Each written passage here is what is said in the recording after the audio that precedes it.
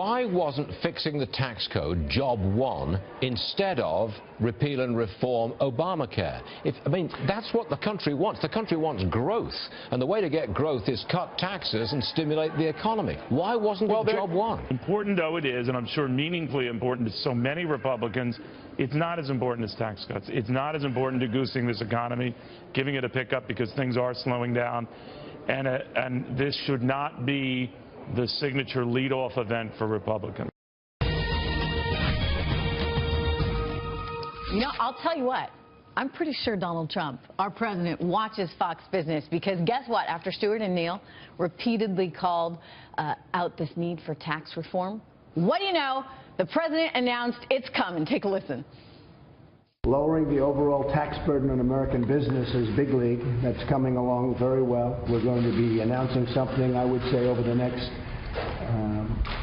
2 or 3 weeks that will be phenomenal.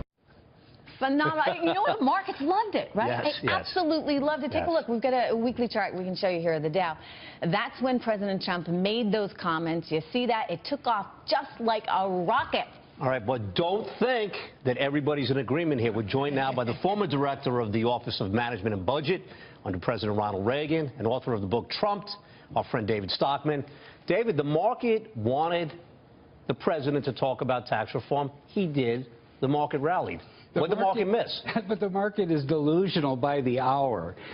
What's happening is, as I predicted, ahead of schedule. The White House is already a political train wreck. Capitol Hill has erupted into vicious partisan warfare.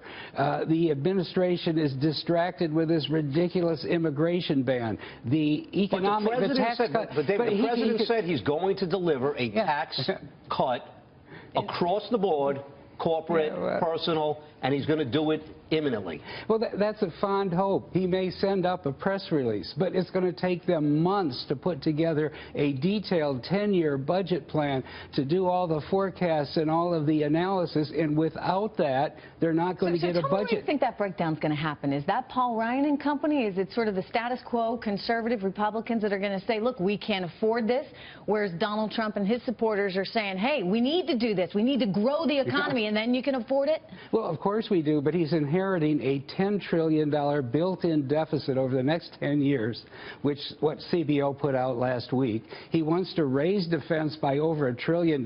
His generals, the only part of his government that he has confirmed, are up there running around doing that. The debt ceiling, which has been suspended, is going to go back into effect March 15th at $20 trillion. And to do any of this, he's going to need to raise the debt ceiling by trillion. Where are the votes going to come from? The Democrats aren't going to help. There is a large segment... Not that many of them, though. Well, there's a large segment of Republicans that will not vote for, you know, another 10 or 12 trillion worth of national debt on top of what we have already. In other words, Wall Street is talking about hopium aspirations. They're not looking at what's possible. And I want to tell you, and I know this sounds very negative, but nothing is possible in the mess that is been created over 20 years in Washington. You know, this is just what we were talking about with Bob Diamond. I mean, we asked this question. I mean, when you see Elizabeth Warren getting up there and quoting Coretta King and all of the fallout that happened this week there on Capitol Hill, the question is it going to impede the ability for lawmakers to get through some kind of meaningful tax reform? Yes, these are all distractions. That was silly. David, I respect you. You know, we've had a relationship for many, many years. But what is the stock market saying? I mean, I have to believe as an investor, I always had to believe as an investor, the stock market is smarter than any single individual. The market likes it. The market has reacted very positively. Well, why is that going to change? Because the market liked it in February 2000, and then it crashed 60%. The market liked what was going on in July and August of 2007, and then we had the great... He was ready with his answer on that one.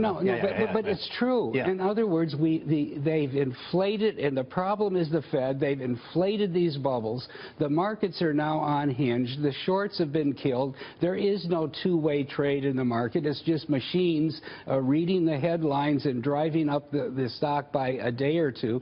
But then you get a black swan event. You suddenly get what is your black swan event that's coming down the pipe? It's the realization that Washington is totally dysfunctional, frozen. So you don't think any kind of tax reform is going to take place at all? Not this year. Not even, okay, not this year at all. Not this year. They're going to attempt it. Your thinking is they're going to attempt to do it, but when they bring it to the Hill, it will never happen. That's right, because you have to have what's called reconciliation instructions in order to avoid the filibuster 60 votes in the Senate. To get those instructions, you have to pass a budget resolution for fiscal 18 the next 10 years.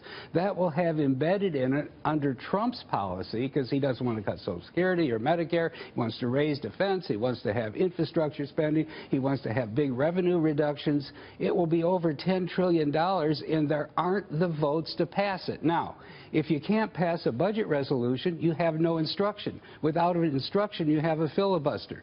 Without instruction, you have the K Street lobbies eating alive the legislative process. So, well, David, on a week that the markets reacted very favorably to the talk about the fact that the tax cuts are imminent, it's always refreshing to have another point of view.